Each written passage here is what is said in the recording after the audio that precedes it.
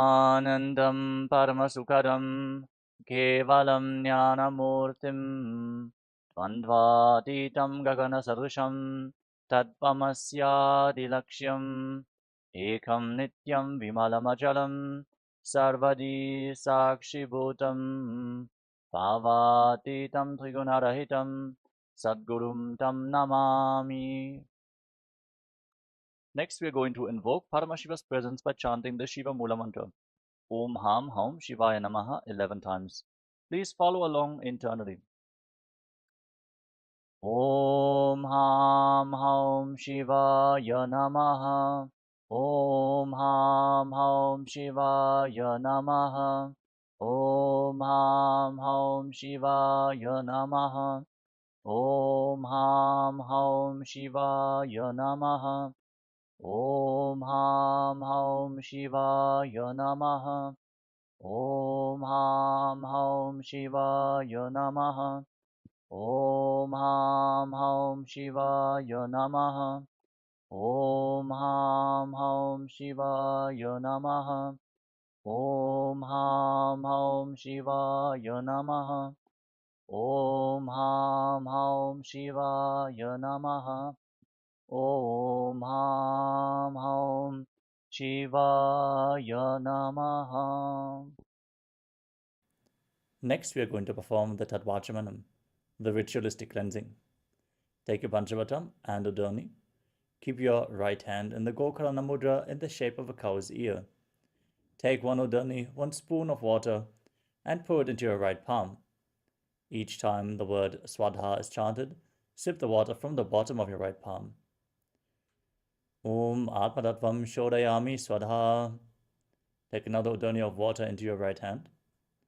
Om Vidyatattvam Shodayami Swadha. Take another Udani of water into your hand.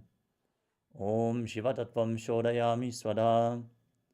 Now wash your right hand with the water from the Panchapatam and wipe your lips twice with the bottom of your right thumb. Om Ham Hridayaya Namaha. Wash your hand again. With index, middle and ring fingers joined together, touch above the upper lip and below the lower lip. Then wash your hand again. With your index finger and thumb joined together, touch your right nostril and your left nostril. With your ring finger and thumb, touch your right eye, your left eye, your right ear and your left ear. Then wash your hand again.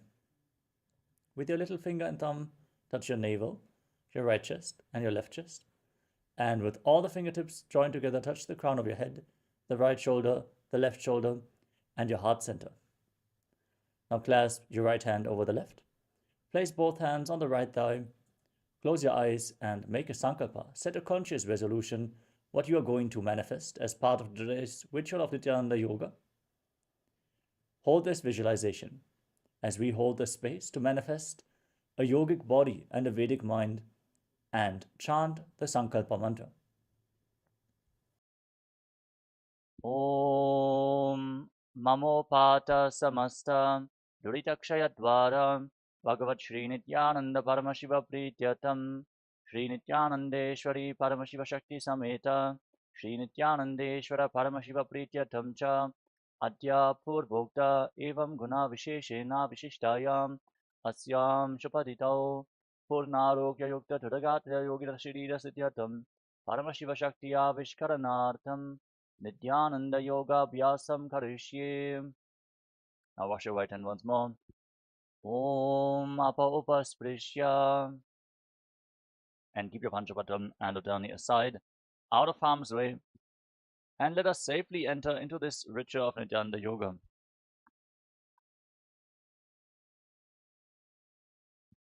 Starting off with the first asana of the sequence, Sukhasana. Sit in a comfortable cross-legged position and keep your head, neck and spine in a straight line. Place your hands on top of the knees in Bindu Mudra with index fingers and thumbs together. Engage Mahamudra Bandha, all 3 bandhas. The root lock, Mula Bandha, contracting the perineal floor and pulling it inwards. Uddiyana Bandha, contracting the abdominal muscles above and below the navel and pulling your stomach in and up towards your spine. And the Jalandhara Bandha, the throat lock, tucking your chin to the chest firmly while internally contracting your throat muscles. Again, All the three bandhas form Mahamudra Bandha. Now visualize Lord Shiva in your inner space and breathe in Samana Kumbhakam. Inhale fully into your navel region and hold your breath. Visualize a flame being formed in your stomach rising upwards. And internally chant the first japa of the sequence, Soham. Visualize the japa rotating around your throat in a circular manner, cleansing your Vishuddhi chakra and activating Vak Shakti, the power of speech. As we enter into the first asana of the sequence, Sukhasana. Sukhasana. Tat sukhasanamityuktam ashaktastat asanam vijitam yena jitam tena jagatrayam. Parvatasana.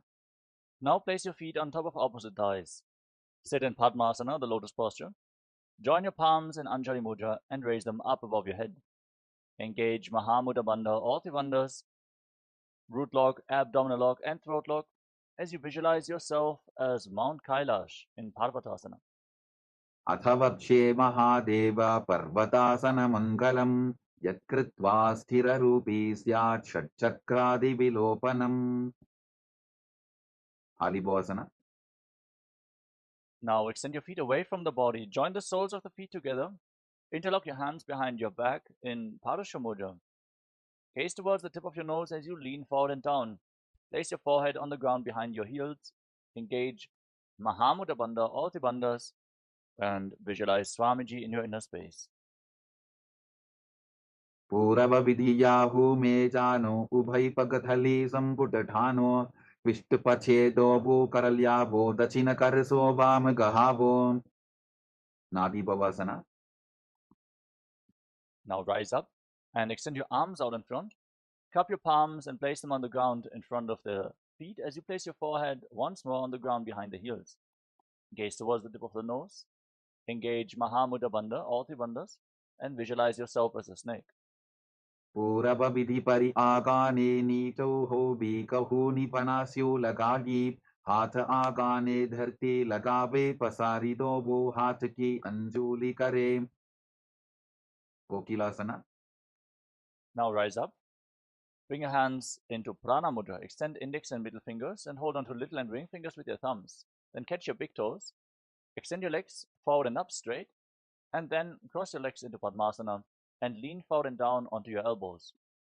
Engage Mahamudra Bandha and visualize yourself as a bird. Athan Yadasanam Vakshye Yena Siddho Bhavenaraha Akasmad Vayu Sancharam Kokilabhyasanena Cha. Nithyananda. Rise up. Now place one foot on top of the opposite knee and the other foot below the opposite knee. Hold on to opposite elbows and start rotating your arms in wide circles. Engage Mahamudra Bandha, all three bandhas, gaze to your nose and visualize Swamiji in your inner space. And every once in a while change the direction of the movement in Nithyananda. Goda Bama Padiki Ashamahili Soja Dachicharan Kobara Lota Parikul Prasamoja Vama Padako Mahilo Bahuro Pachutana Tapari Goda Dachiki Ashabarali Dhana. Gajasana. Now place your palms flat on the ground in front of you and raise your hips up high. Scoop your head and chest forward and down again and again as you pull your stomach in and up in Uddiyana Bandha. And visualize yourself as an elephant in Gajasana, the elephant pose. Nyujjam Padagre Bhumo Pritvalambi Bhuyamastakaagre Nidhaya Nitambam Urdhvamunnamaya Nabilaksham Bhumo Nasika Maninya. Ripshasana. Now from the same posture, alternate pushing one heel to the ground while lifting the other heel up, again and again. Engage Uddiyana Bandha, the abdominal lock, and visualize yourself as a bear. Ekayikam Padamapunja Gajasanam Kuryat Rikshasanam Bhavati. Vaishasana. Now rise up. Stand on the tips of the big toes if you can, otherwise you can stand on the tips of your toes. Bring your hands in front of your chest in Hridaya Mudra with index, middle and ring fingers joined together. Keep your elbows raised, put your stomach in and up in Uddiyana Bandha, and visualize Swamiji in Vaishyasana. Keshena Padayugalam Bandvatishte Dadho Mukha Atha Vaishyabakshe Yatkritva Satyavan Bhavet. Next up is Urdhva Janukarana. Now stand In Arimandi, heels together, toes pointing outwards and knees bent. Remember Arimandi, we're going to perform it in various karanas of this sequence. Now bring your hands to the chest, elbows raised, then lift one knee up along the center of your body in a circular motion and follow along with the respective hand gracefully again and again.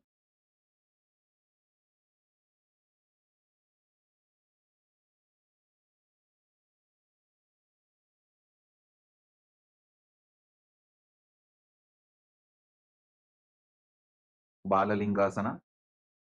Now interlock your fingers from the outside in Sarva Shankari Mudra. Raise one knee towards your chest and pull it close with both hands. Engage Mahamudra Bandha or the bandhas and visualize yourself holding a baby in Balalingasana. Ekam danu urasi alingya sthatavyam balalinganam bhavati. Padabhidanasana. Now pull the foot behind towards your buttocks with your hands interlocked in Parashu Mudra. Keep your knees together, stand straight, engage all the bandhas, and visualize Swamiji in your inner space. स्थित्वैकस्मिन् पादतले कराभ्यां वेष्टयेत्तनं पृष्ठे संस्थाप्य यत्नेन पादपीडनमासनं. Natarajasana. Now hold the sole of the foot from the inside. Kick your leg back and up as you extend the other arm forward with the hand in Bindu Mudra with index finger and thumb together. Visualize yourself as Lord Nataraja in Natarajasana. उत्तानपादं क्रौञ्चं च मरीचिं वीरभद्रकं नटराजं त्रिकोणं च सुप्ताङ्गुष्ठप्रसारणे. Balalingasana. Now again, interlock your fingers from the outside in and pull the other knee up towards your chest with your hands. Engage Mahamudra Bandha and visualize holding a baby. एकं जानु उरसि आलिङ्ग्य स्थातव्यं बाललिङ्गरं भवति. Padapीडनासana. Now pull the foot back towards your buttocks with your hands in Padashu Mudra. Engage all the bandhas and visualize Swamiji in Parapidanasana on the other side. स्थित्वैकस्मिन् पादतले कराभ्यां वेष्टयेत्तनं पृष्ठे संस्थाप्य यत्तेन पादपीडनमासनं. Natarajasana. Now hold the sole of the foot from the inside, kick your leg back and up, lean forward with the other arm extended forward, hand in Bindu Mudra. Visualize yourself performing the cosmic dance as Lord Nataraja. उत्तानपादं क्रौञ्चं च मरीचिं वीरभद्रकं नटराजं त्रिकोणं च सुप्ताङ्गुष्ठप्रसारणे. Moving on to Ardharishta Karana from Arimandi. Bring your hands to the chest, elbows raised. Then step the right foot behind the left foot and swing your right arm back and forth like a pendulum. Gracefully move your fingers one by one. Then place your right hand over top of your nose, uncross your ankles, and step the left foot behind to repeat the movement on the other side.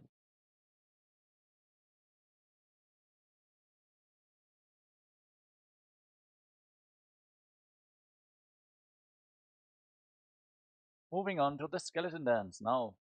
Visualize yourself as a skeleton and shake your body intensely.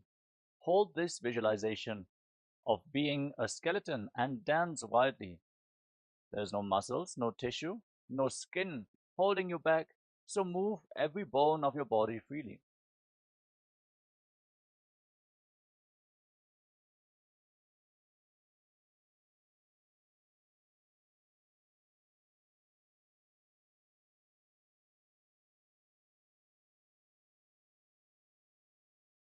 Next up is Kati Chinna Karana from Arimandi. Cross your arms over top of your head with the palms facing back. Turn your body to one side and open up your arms over top of your head. Return to the center, cross your arms, open them up to both sides again and again as you follow along with your breath.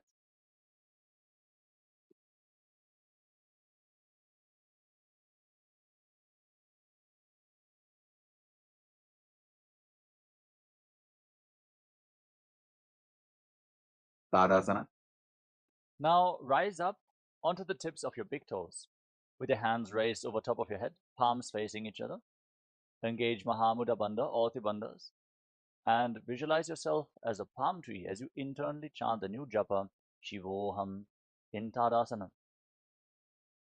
महामुद्राबद्धपूर्णौ ताडासनविभेदकान् विनोत्तानं सदा कुर्यादन्तर्वत्नीपतिप्रियाम्. उत्तानासना. Now lean forward and down and place your hands flat on the ground. Engage Mahamudra Bandha. If you cannot reach the ground with your hands, you can hold onto your shins or your knees and pull yourself down. Try to bring your forehead to the knees as you visualize Swamiji in Uttanasana. महामुद्राबद्धपूनौ ताडासनविभेदकान् विनोत्तानं सदा कुर्यादन्तर्वत्नीपदिप्रिया Tarakshvasana. Now walk your hands forward and step your feet back into a tall plank position. Lock your throat in Jalandhara Bandha and rotate your head from side to side as you visualize Swamiji in your inner space. Gajasanavastitvamastanam bhavati. Bhujangasana. Now lower your body down onto your chest. Keep your hands at the side of your shoulders, palms facing down. Lift your head and chest by the strength of your lower back. Open up your mouth and inhale through the hollow of your throat in Bhujangani Mudra, keeping the top of your feet flat on the mat. Visualize yourself as a cobra in Bhujangasana. Angushthanabiparyantam adho bhumau vininyaset karabhyantadaran dritva urdvashirshaphanivashi dehagnirvardhate nityam sarvaroga vinashanam jagarti bhudagi devi bhujangasana sadhanate. Shashasana. Now push your hands into the ground, lift your body back up into a plank position, and alternate pulling one knee in towards your chest back and forth. Breathe calmly through your nose and lead the prana along your spine and hold the energy in the various energy centers along your spine in Sahaja Kumbhaka as you visualize Swamiji in your inner space. Gajasana samstito janudvayamakuncha varam varam kartavyam shashasanam bhavati. Prathasana. Now step one foot forward in between the two hands. Simultaneously jump the front foot back and bring the other foot forward again and again. Visualize yourself as a chariot in Prathasana. Gajasana samstito evaikam padam purvamargena bhramajitva kartavyam tathasanam bhavati. Veerabhadrasana. Now with one foot forward, rise up. Keep the back foot facing sideways. Bend the front knee at a 90-degree angle and raise your arms up parallel above your head. Engage Uddiyana Bandha, the abdominal lock. Hold on to weights if you want to intensify this asana. Gaze up towards your third eye and visualize yourself as Lord Veerabhadra.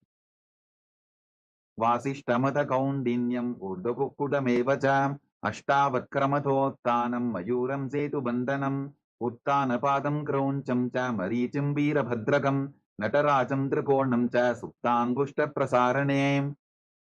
Veerabhadrasana. Now exchange the position of your feet. Bring the other foot forward. Back toes facing sideways. Bend the front knee. Raise your arms up. Holding on to weights if you want to intensify this asana. Engage Uddiyana Bandha. Gaze to your third eye and visualize yourself with 8 arms as Lord Veerabhadra in Veerabhadrasana on the other side. Vasishtamata kaundinyam urdhakukudameva cha ashtavatkramatottanam mayuram setu bandhanam uttanapadam krauncham cha marichim veerabhadrakam natarajam trikonam cha suptangushta prasarane. Vrikshasana. Now stand on one foot and raise the other foot towards the inner opposite thigh.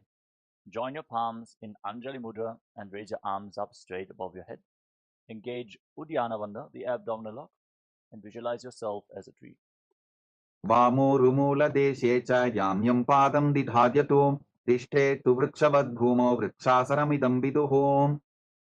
Gurvasana. Now bring the raised foot on top of the opposite hip and join your palms in Namaskara Mudra in front of your heart center. Visualize yourself as Lord Garuda as you stand straight on one leg in Garudasana. Garurasana yena dhyanam stiram bhavet sarvadoshadvinirmukto bhavadiha mahabali ekapadamuro badva ekapadena dandavate janghapadasanvideshe januvyagram yavastitaha. Vrikshasana. Now exchange the position of your feet. Raise the other foot towards the inner opposite thigh. Join your hands in Anjali Mudra and raise your arms up over top of your head with the elbows straight. Engage Uddiyana Bandha and embody the strength, stability and groundedness of a tree in Vrikshasana, the tree pose. वामोरुमूलदेशे च याम्यं पादं निधार्यतु तिष्ठेत्तु वृक्षवद्भूमौ वृक्षासनमिदं विदुः Brahmasana. Now bring the raised foot on top of the opposite hip and your hands in Namaskara Mudra in front of your heart center. Feel the weight of huge wings on your back as you visualize yourself as Lord Garuda in Garudasana. गरुडासनमावक्ष्ये येन ध्यानं स्थिरं भवेत् सर्वदोषात् विनिर्मुक्तो भवतीह महाबली एकपादमुरो बद्ध्वा एकपादेन दण्डवते जङ्घापादसन्धिदेशे चानुव्यघ्रं व्यवस्थितम् त्रिकोणासना. Now step one foot forward and the other foot far back, with your back toes facing sideways. Extend your arms out parallel to the ground and lean forward and down. Place one hand by the front foot, the other arm pointing up to the sky. Keep your shoulders aligned and gaze up along the raised arm as you visualize yourself as a triangle. उत्तानपादं क्रौञ्चं च हरीचिं वीरभद्रकं नटराजं त्रिकोणं च सुप्ताङ्गुष्ठप्रसारणे त्रिकोणासना. Now rise up, rotate your feet, lean down towards the other side, bring the other hand to the foot, gaze up along the raised arm and visualize yourself as a triangle in Trikonasana, the triangle pose. उत्तानपादं क्रौञ्चं च हरीचिं वीरभद्रकं नटराजं त्रिकोणं च सुप्ताङ्गुष्ठप्रसारणे. Now rise up and come back to Arimandi position, heels together, toes pointing outwards and knees bent. Bring your hands in front of your chest with the palms facing each other. Then raise one heel off the mat. Stomp the raised heel down, lift the other heel up, and exchange the position of your hands in front of your chest again and again in Nikuttaka Karana.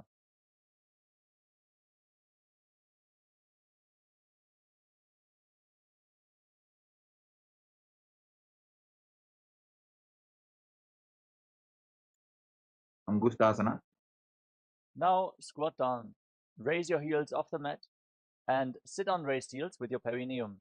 Keep your knees off the ground and join the knees together. Bring your hands in Namaskara Mudra in front of your heart center. Start buzzing like a bee on the inhalation and exhalation in Brahmari Kumbhaka. And visualize Swamiji in your inner space as you internally chant the new japa Sadashivoham in Angushtasana. कबन्धासनमित्याहुः गोरक्षासनमेव च अङ्गुष्ठमुष्टिकं न्येयं ब्रह्मप्रसादितं तथा सौरासना. Now step one foot forward and keep your hands at the side of your body with the palms facing forward in Vara Mudra, the boon-fulfilling mudra. Visualize Swamiji in your inner space in Saurasana. प्रसार्यैकं पादतलं संस्थाप्य त्वेकपादकं विधुननासना. Now lean forward, hold on to the big toe of the front foot in Prana Mudra, and hold on to the back heel with the other hand. Balance in this position and visualize Swamiji in your inner space. Keep buzzing like a bee. गुल्फस्थितौ पादमेकं प्रसार्य तत्पादाग्रं संस्पृशेत् तत्करेण गुल्फं चान्यं धारयेत् तत्करेण धूनं पीठं चाभ्यसेत् चोभयत्र सौरासना. Now exchange the position of your feet. Step the other foot forward. Keep your hands at the side of the body, palms facing forward in Vara Mudra, with your fingertips barely touching the ground. Visualize Swamiji in your inner space in Saurasana. प्रसार्यैकं पादतलं संस्थाप्य त्वेकपादकं विधुननासना. Now lean forward and down. Catch the big toe of the front foot and the heel of the back foot. Balance and visualize Swamiji in your inner space. गुल्फस्थितौ पादमेकं प्रसार्य तत्पादाग्रं संस्पृशेत् तत्करेण गुल्फं चान्यं धारयेत् तत्करेण धूनं पीठं चाभ्यसेत् चोभयत्र ब्रह्मचुरङ्कुशासना. Now step both feet in towards your body. Sit on raised heels and separate your knees. Place your hands on top of the knees with the palms facing up. Lock your throat in Jalandhara Bandha and gaze through the gap between the palms in Shambhavi Mudra with your eyes open wide, not blinking. Actually gaze inwards with your eyes open wide. Experience eternity as you visualize Swamiji in Brahmadurankushasana. दो बूफना पानी होए वैसे AD दो बुदानी वैसे कोरबकतल्या की माहिली Ayush माहेरा शेमिली कपिलासना. Now drop your knees to the ground. Keep your toes tucked and sit on raised heels. Place your hands flat on your thighs and pull your stomach in and up in Uddiyana Bandha. Gaze towards the tip of the nose and visualize yourself as sage Kapila Muni, the founder of Mahanidvani Akara, our Akara, in Kapilasana. उभई पगथली सम ठहरावे तिनको माहिली core मिलावे फना पानी cooker होये वैसे AD तो बूजोनी निवैसे भद्रकोरकासना. Now, maintain your body in the same position. Shift your gaze up towards your third eye and visualize Swamiji in your inner space, the Supreme Pontiff of Hinduism, Mahamandaleshwara of Mahanidvani Akara, in Bhadragodakasana. दोवो पगतली संपुट करे कोरवारली भूपरि धरे कोरवारली Rafe ऐसे तापरी मूल द्वार डिगी बैसे. सूर्यासना. Now raise your knees off the ground and join the soles of your feet together. Keep the knees wide apart. Join your thumbs and little fingers and open up your palms, resembling a lotus flower in Padma Mudra.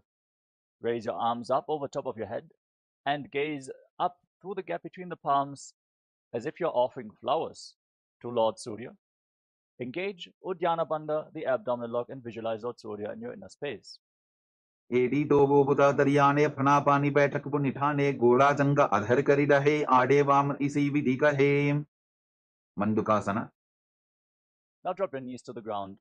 Place the top of the feet flat on the mat and sit in between your heels with your toes touching behind your back. Place your hands on your knees. Push your tongue up flat against the palate of your mouth in Manduki Mudra. Gaze towards your third eye and breathe calmly through your nose in Sahadra Kumbhaka as you visualize yourself as a frog. पादतलौ पृष्ठदेशे अंगुष्टे द्वे च संस्पृशेत् जानुयुग्मं पुरस्कृत्य साधयेन्मण्डुकासनम्. उत्तानमण्डुकासना. Maintain your legs in the same position. Bring your arms up and cross them behind your back, holding onto opposite shoulders. Push your elbows against your head. Engage Uddiyana Bandha. Gaze towards your third eye. Push your tongue up in Manduki Mudra and visualize yourself as a frog in Uttana Mandukasana. मण्डुकासन मध्यस्थं कोट्पराभ्यां धृतं शिरः एतद्भ्येकवदुत्तानम् एतदुत्तानमण्डुकम्. सिंहासना. Now cross your feet and sit on the raised heel. Keep your knees slightly separate. Place your hands flat on top of the knees. Gaze towards the tip of your nose and stick your tongue out. Exhale forcefully through your mouth again and again. Roar like a lion in Simhasana. दक्षिणं सव्यपुल्भेन दक्षिणेन तथेतरम् हस्तौश्च जान्वो संस्थाप्य स्वाङ्गुलीश्च प्रसार्य च. भद्रासना. Now, keep your knees wide apart and join the soles of the feet together behind your back with your toes pointing backwards. Cross your arms behind your back and hold on to opposite big toes in Prana Mudra with index and middle fingers. Lock your throat in Jalandhara Bandha. Gaze towards the tip of the nose and visualize Swamiji in your inner space in Bhadrasana as you return to buzzing like a bee on in and exhalation in Brahmari Kumbhaka. गुल्फौ तवृषणस्याधो व्युत्क्रमेण समाहितः पादाङ्गुष्ठौ कराभ्यां च धृत्वा च पृष्ठदेशतः. काकभुसन्ध्यासना. Now place your feet flat on the ground and bring your arms in between the legs. Wrap your arms around your legs and behind your back. Try to interlock your fingers in Parasha Mudra as you gaze towards the tip of the nose and visualize yourself as a crow. प्रथमे बेसकोकठाने दोवो हाथपकं वीच आने तिनको मोडिनल्या परिल्यावे पिष्टपचे काकसी करावे. कानिपोआसना. Now place your palms flat on the ground and bring your knees on top of your arms towards your armpits. Raise your hips, lean forward, find balance, and then lift your feet off the mat. Balance on your arms as you visualize Swamiji in Kanipavasana. आसन को गुण आशीर्षिता होगी तो आची होई. कपालियासना. We're now going to enter into the first inverted posture of this sequence. Place your hands on the ground. Place your head on the mat. Form a triangle between your head and your hands. Set yourself up in front of a wall for support if needed, or ask a partner to assist you. As you raise your hips, walk your feet forward, and then lift your legs up straight into a headstand. Gaze towards the tip of the nose and visualize Swamiji in your inner space. Keep buzzing like a bee in Brahmari Kumbhaka in Kapali Asana. शीश शीशा धरती टेकी पबतो भूमिलिवा ऊंचा भुकरे. Parshvamayurasana. Gently lower your legs down. Come to a squatting position with your hands flat on the ground in front of you. Start breathing in Rechaka Kumbhaka. Exhale fully and hold your breath after each exhalation. As you twist your body to one side, align one knee and the respective hip with your elbows. Lean forward, find balance, lift your body off the mat and extend the legs out to the side. Gaze up towards your third eye and visualize yourself as a peacock in Parshvamayurasana. मयूरं दण्डवत् कुर्यान् मायूरं दण्डनामकं कुर्यान् मायूरं पार्श्वाभ्यां मायूरपार्श्वनामकम्. Parshvamayurasana. Now rotate your body in the opposite direction. Again, lean one knee and the respective hip onto your elbows. Find balance, extend your legs out to the side as you gaze to your third eye while visualizing yourself as a beautiful peacock. मयूरं दण्डवत् कुर्यान् मायूरं दण्डनामकं कुर्यान् मायूरं पार्श्वाभ्यां मायूरपार्श्वनामकम्. Bahiraganathasana. Now walk your hands forward and step your feet back into a tall plank position. Step one foot outside the shoulder in between the two hands. Push your hips forward and down, lift your head and gaze up towards your third eye as you visualize yourself as Lord Kala Bhairava in Bhairaganathasana. आसन को गुणपीति जायी. Bahiraganathasana. Now step the front foot back. Bring the other foot outside the shoulder in between the two hands. Push your hips forward, lift your head up, gaze towards your third eye and visualize yourself as Lord Kala Bhairava. आसन को गुणपीति जायी. Unmukha Bhidasana. Now step your feet back and bring your elbows, bring your forearms down to the ground. Lift your head and gaze up towards your third eye. As you visualize Swamiji in your inner space, try to touch your heels to the ground in Unmukha Pitasana. भून्निष्ठौ जानुनी हस्तौ चतुष्पदममाङ्मुखम् उत्थापिताङ्घ्रियुगलकटिस्थलमभिरुका. Vasishthasana. Now rise back up onto your arms. Rotate your body. Lift one arm up straight to the sky. Keep your body straight as a plank. Your shoulders aligned. Gaze up along the raised arm and visualize yourself as Sage Vashishta. ऊर्ध्वकुक्कुटवासिष्ठमरीचिहलमत्स्यकं परिवृत्तिं चोदरस्य विविधं धनुरासनम्. Vasishthasana. Now bring the raised hand down to the mat. Rotate your body in the opposite direction and lift the other arm up to the sky. Gaze upwards. Keep your core engaged, your body straight as a plank. Visualizing Sage Vashishta in Vashishthasana on the other side. ऊर्ध्वकुक्कुटवासिष्ठमरीचिहलमत्स्यकं परिवृत्तिं चोदरस्य विविधं धनुरासनम्. Anjaniyasana. Now come to a seated position with your legs extended forward. Bring your hands underneath the buttocks with the palms facing upwards. Lock your throat in Jalandhara Bandha. Gaze towards the tip of your nose and internally chant the new japa Mahasadashivoham as you visualize yourself as Lord Hanuman in Anjaniyasana. दोबो करकी उबय हथेली कोरवारली मैले बेली सो आगाने भूपरिदाशे महाने अंगुली मिलिराशे. Paschimottanasana. Now lean forward and down and hold on to your big toes in Prana Mudra with index and middle fingers, keeping a slight gap between your heels. Bring your forehead down towards your knees, engage all three bandhas, Mahamudra Bandha, and visualize Swamiji in your inner space in Paschimottanasana. जानु परिललाटन्तु पश्चिमं तानमुच्यते येन केन प्रकारेण सुखं धार्यं च जायते. Ugrasana. Rise up, interlock your fingers around your neck. Slightly separate your knees as you lean forward and down and try to bring your head in between the knees. Keep your elbows outside the legs. Squeeze your core, engage Mahamudra Bandha, all three bandhas, and visualize Goddess Kali in Ugrasana. स्वपाणिभ्यां दृढं धृत्वा जानुपरि शिरोन्यसेत आसनोग्रमिदं प्रोक्तं भवेदनिलदीपनं देहावसानहरणं पश्चिमोत्तानसंज्ञकं ययेत् तदासनं श्रेष्ठं प्रत्यहं धारयेत् सुधीः.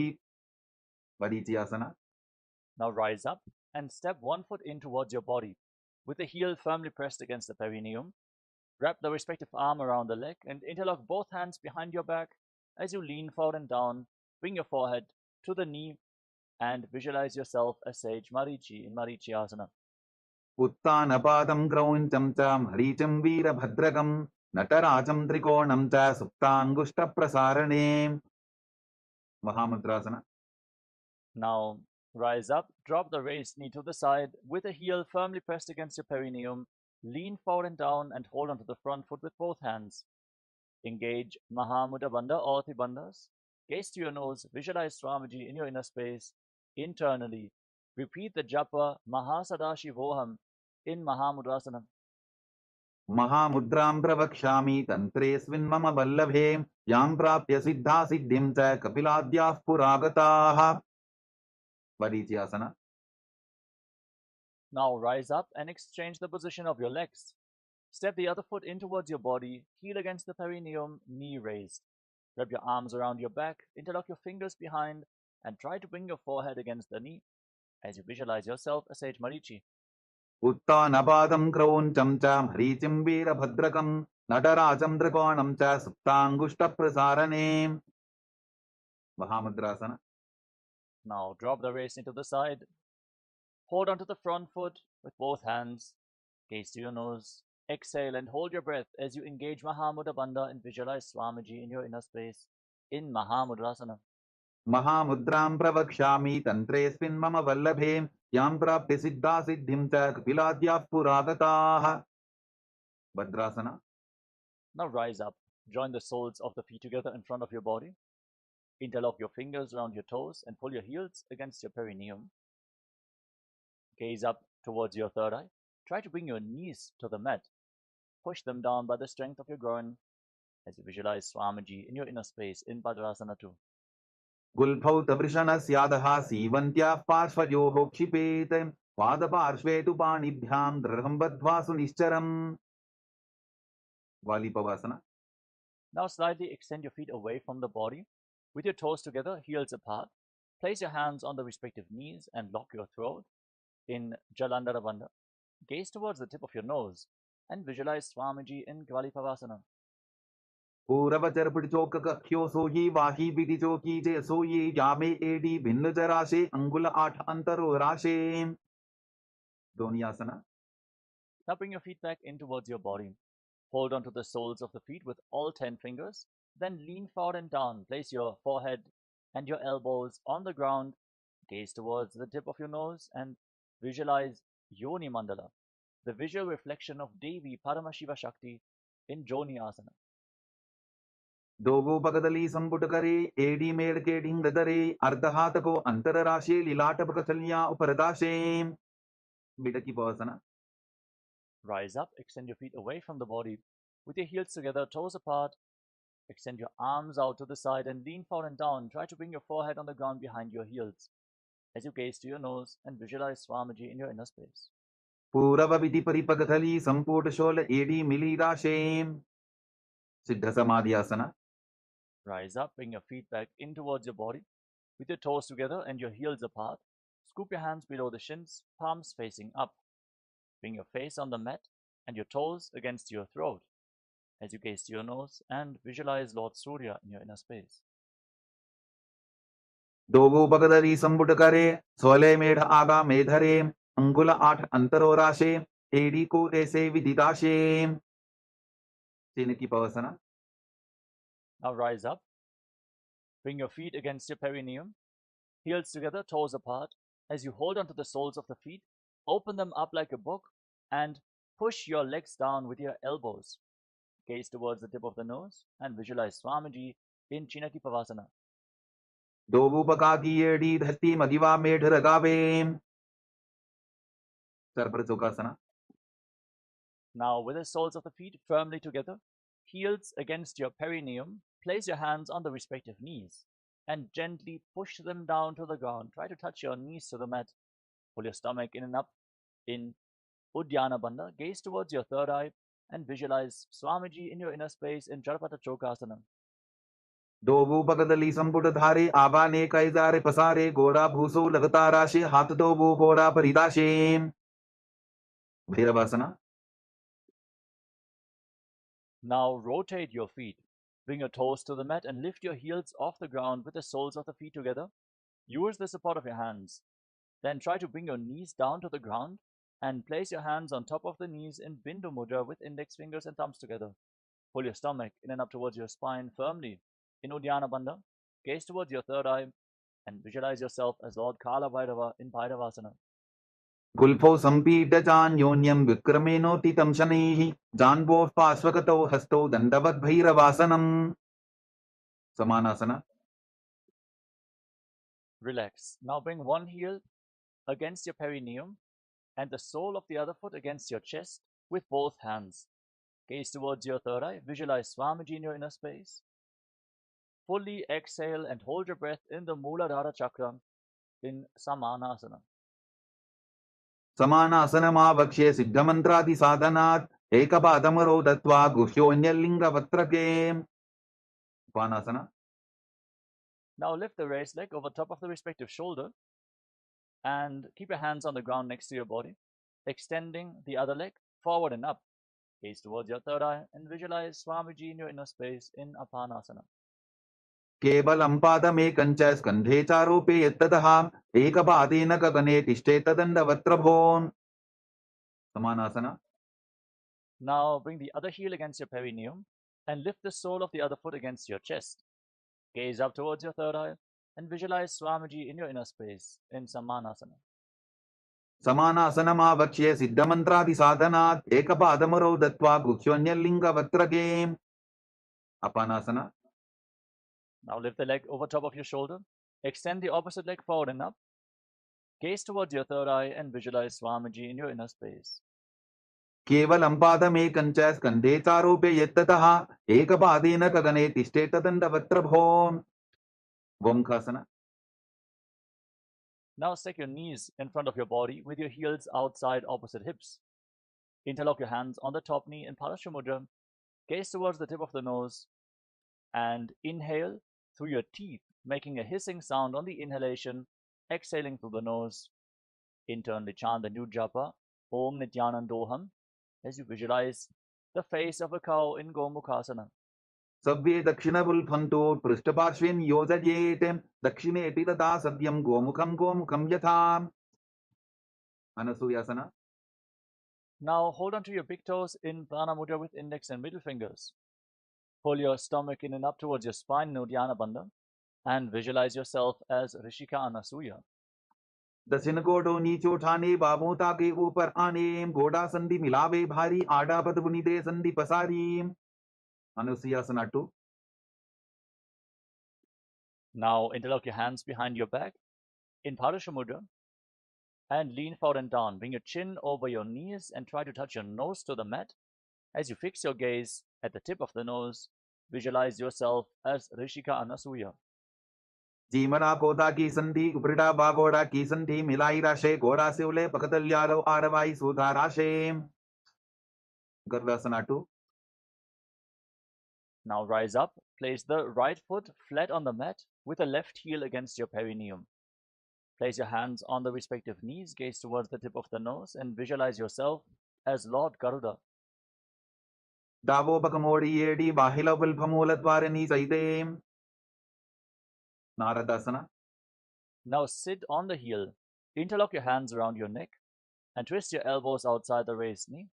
Gaze up towards your third eye and visualize yourself as sage Narada in Naradasana. पिष्टिजवाम बगदली केरी भूपरिता हिलवा वेभेरी गोडा सुरो फनो है जोगी छिपाशिती राशे सोगी. मत्स्यपीठकासना.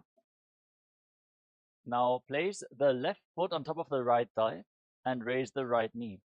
Wrap your arms around your legs. Hold on to the right big toe with your hand in Prana Mudra and hold on to the right shin with the left hand. Gaze towards the tip of the nose and visualize Matsya, the fish avatar of Lord Vishnu, in Matsya Pitakasana. वामेन वामाङ्गुष्टन्तो गृहीतं मज्जपीठकं योरि वामेन संबीड्य मेढ्रादुपरि दक्षिणम्. वोमखासना. Now, once more, stack your knees in front of the body with the other knee on top this time. Place your hands interlocked on the top knee. Gaze towards the tip of the nose and sit in the shape of the face of a cow in Gomukhasana, the cow face posture. सव्ये दक्षिणवुल्फन्तो पृष्ठपार्श्वे नियोजयेत् दक्षिणेऽपि तथा सव्यं गोमुखं यथा अनसूयासना. Now hold on to your big toes in Prana Mudra with index and middle fingers. Pull your stomach in and up towards your spine, firmly in Uddiyana Bandha. Gaze to your nose and visualize yourself as Rishika Anasuya. दक्षिण कोटो नीचो ठाने बाबू ताके ऊपर आने गोड़ा संधि मिलावे भारी आड़ा पद बुनिदे संधि पसारी. अनुसुयासना 2. Hold the visualization as you interlock your hands behind your back, lean forward and down, and bring your chin over the knee, the nose to the mat. Gaze towards your nose in Anasuyasana 2. जीमना कोदा की संधि उपरिटा बागोड़ा की संधि मिलाई राशे गोड़ा से उले पकतल्यारो आरवाई सुधा राशे. गर्वासना 2. Now rise up. Place the sole of the right foot on the mat, the right knee raised against your chest. Bring the left heel against your perineum. Hands on the knees. Gaze forward towards your nose and visualize yourself as Lord Garuda. डावो बकमोड़ी येडी बाहिला वल्फमूल द्वारनी सैते. नारदासना. Now raise your perineum onto the heel. Sit on the heel. Interlock your hands around your neck and twist your elbows outside the raised knee. Gaze up towards your third eye and visualize yourself as Sage Narada in Naradasana. पिष्टि जवाम बगदली केरी भूपरिता हिलवा वेफेरी गोड़ा सुदो फनो है जोगी छिपाशिती राशे सोगी. मत्स्य बीटकासना. Now place the right foot on top of the left thigh. Hold on to the left big toe and shin. Gaze towards the tip of the nose and visualize Matsyavatara of Mahavishnu in Matsya Pitakasana. वामेन वामाङ्गुष्टन्तो गृहीतं मत्स्य बीटकं योरि वामेन संबीज्य मेढ्रातुपरि दक्षिणम्. मत्स्येन्द्रासना. Now extend your legs out in front. Then place the left foot on top of the right thigh and raise the right knee. Twist your left elbow outside the raised knee and bring your left hand to your neck, the right hand on the ground behind you. Gaze up towards your third eye. As you place the right hand on the ground and visualize Sage Nithyananda, the master of Hatha Yoga. उदरं पश्चिमाभासं कृत्वा तिष्ठति यत्ततः नम्राङ्गं वामपादं हि तत्क्षतानुपरिन्यसेत्. उपासना. Now extend the front hand down towards the foot with the elbow outside the raised knee. Hold onto the big toe in Prana Mudra with index and middle finger and place the other hand on your respective ear. Twist your spine, gaze back and up towards your third eye and visualize yourself as a camel in Kubasana. आसन को गुण झोलो जाए. मत्स्येन्द्रासना 2. Now drop the hand from the ear to the ground behind you. Keep holding onto the front foot, twist your spine even more. Gaze up towards your third eye and visualize Sage Matsyenanata. वत्सेन्द्रपीठं दृढर प्रदीपम् अभ्यासतत् kundalini प्रबोधं दण्डस्थिरत्वं हि ददाति पुंसाम्. मत्स्येन्द्रासना.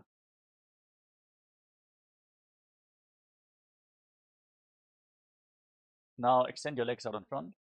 Exchange the position of your feet. Place the right foot on the left thigh. Raise the left knee. Twist your right elbow outside the raised knee with a hand by the neck and the left hand on the ground behind you. Gaze up towards your third eye and visualize Sage Matsyenanata. उदरं पश्चिमाभासं कृत्वा तिष्ठति यत्ततः नम्राङ्गं वामपादं हि तत्क्षतानुपरिन्यसेत्. उपासना.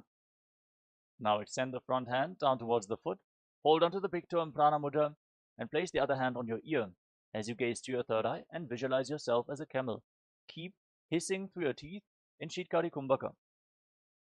आसन को गुण झोलो जाए. मत्स्येन्द्रासना 2. Now place your hand from the ear to the ground behind you. Twist your spine even more. Gaze towards your third eye and visualize Sage Matsyenanata, the master of Hatha Yoga in Matsyendrasana 2. वत्सेन्द्रपीठं दृढर प्रदीप्तिं प्रचण्डर पण्डल खण्डनास्त्रम् अभ्यासतत् kundalini प्रबोधं दण्डस्थिरत्वं हि ददाति पुंसाम्. Padmasana. Now place your feet on top of opposite thighs. Sit in the lotus posture. Place your hands flat on your knees, palms facing down. Gaze towards the tip of the nose. Roll your tongue up and stick it out of your mouth. Inhale through the rolled up tongue like a tube. Exhale through the nose in Shitali Kumbhaka. Engage Mahamudra Bandha, all the bandhas. Internally chant the new japa, Om Nithyananda Mahasadashivoham, as you visualize yourself as Lord Shiva in Padmasana. आसनं द्विधं प्रोक्तं पद्मं भद्रासनं तथा ऊर्ध्वोरुपैचेद्धत्ते उभे पादतले यथा Padmasana 2. Now, maintain Padmasana, cross your arms in front of your body and hold on to the respective big toes in Prana Mudra. Gaze towards the tip of the nose and visualize yourself as Devi, Paramashiva Shakti. Keep breathing in Shitali Kumbhaka in Padmasana 2. उत्तानौ चरणौ कृत्वा ऊरु संस्थौ प्रयत्ततः ऊरु मध्ये तथोत्तानो पानी कृत्वा तु तादृशो Ukkutasana. Now bring your hands through your legs. Place your palms flat on the ground while sitting in Padmasana. Then straighten your arms, push your hands into the mat and lift your entire body off the ground. Pull your knees up towards your chest. Breathe calmly through your nose in Sahadra Kumbhaka as you visualize yourself as a rooster in Kukkutasana. पद्मासनं सुसंस्थाप्य नान्वोरोरन्तरे करो निवेश्य भूमावासिष्ठे व्योमस्थः कुक्कुटासनः बद्धकेक्यासना. From Padmasana, now rise up onto your knees. Place your palms on the ground in front of you with your fingers pointing towards your body. Bend your elbows against your navel. Lean forward, find balance, and then lift your entire body off the mat. Balance on your arms while visualizing Swamiji in Baddha Kekyasana.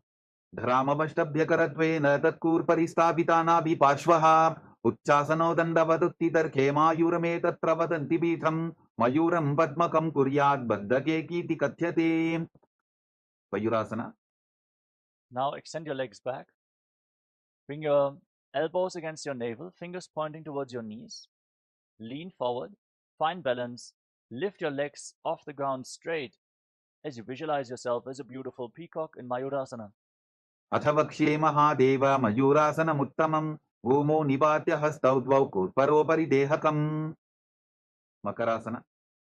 Now lay down on your stomach, relax. Interlock your hands around your neck and place your forehead on the mat. Rotate your feet so the toes are pointing outwards and your heels are touching the ground. Visualize yourself as a crocodile in Makarasana, the crocodile pose. अध्यासशेदे हृदयं निधाय भूमौ च पादौ च प्रसाद्यमानो शिरश्च धृत्वा करदण्डयुग्मे देहाग्निकारं मकरासनं तत्. Salabhasana. Now place your hands on the ground next to your shoulders and lift your legs off the ground completely, including your knees, and hold while visualizing yourself as a locust.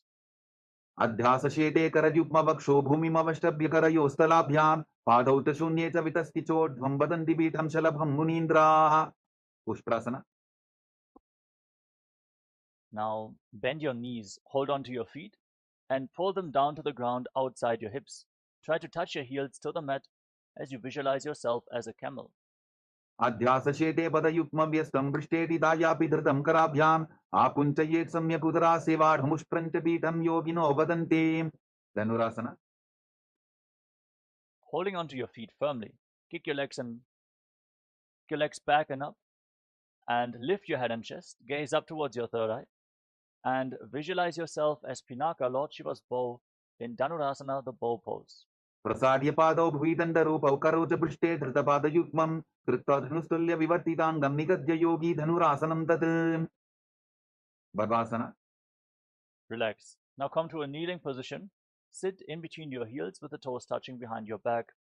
Place your hands on the knees. Gaze up towards your third eye and catch your breath.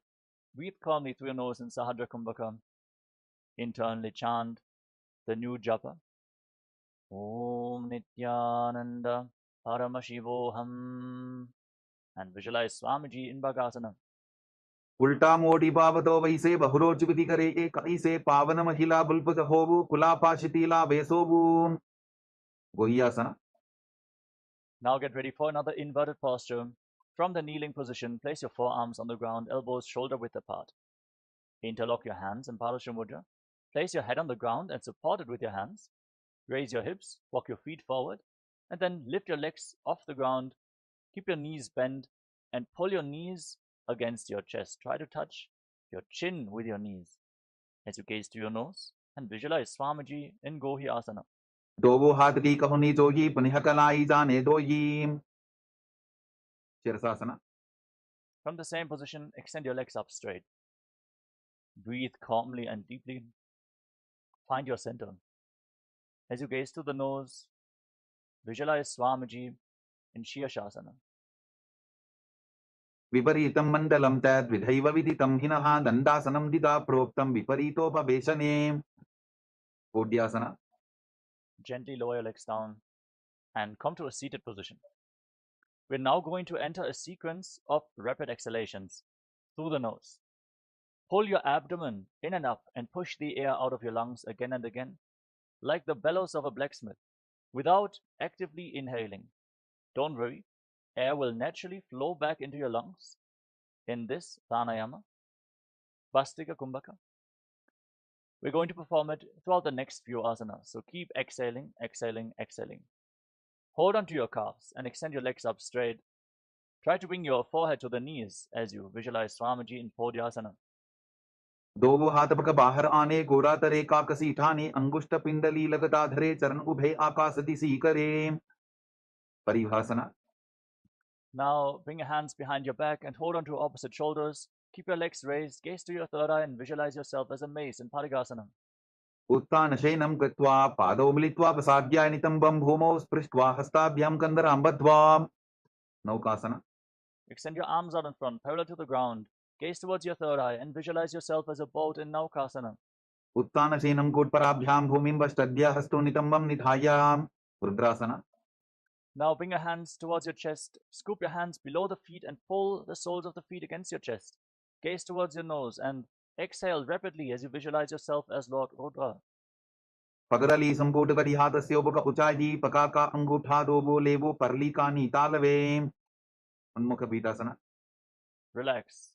You can now lay down on your back and breathe calmly. Place your feet flat on the mat. Keep your knees raised. Place your palms flat on the ground just behind your heels. Push your hips off the ground, contract the perineal floor, lock your throat and hold your breath firmly in Mocha Kumbhaka for a long time, forcing the prana into the Sushumna Nadi, the central nadi of your spinal cord. Feel the energy raising as you gaze towards the tip of the nose and visualize Swamiji in your inner space in Unmukha Pithasana too. ऊर्ध्वे च जानुनी कृत्वा छवित्वोर्ध्वमुखं तथा उत्थाप्य हस्तौ तिष्ठेत्तु पीठ उन्मुखनामके. शवासना.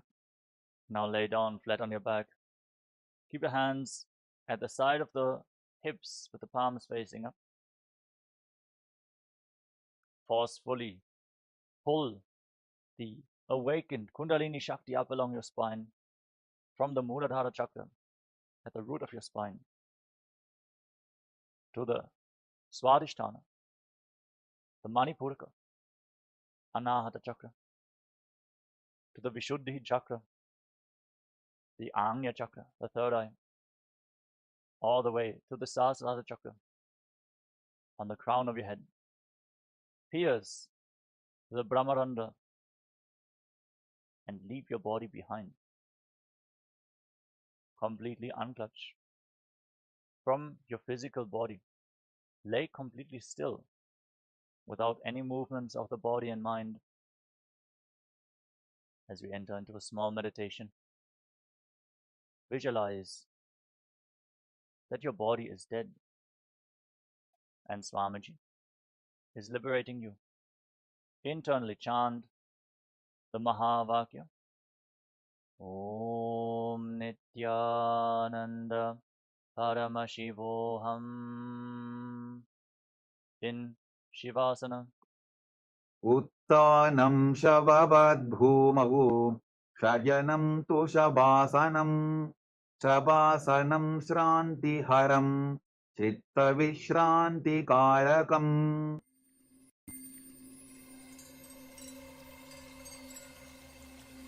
I welcome you all with my love and respect. Let you all open all your three eyes. Om Nithyananda Paramashivoham.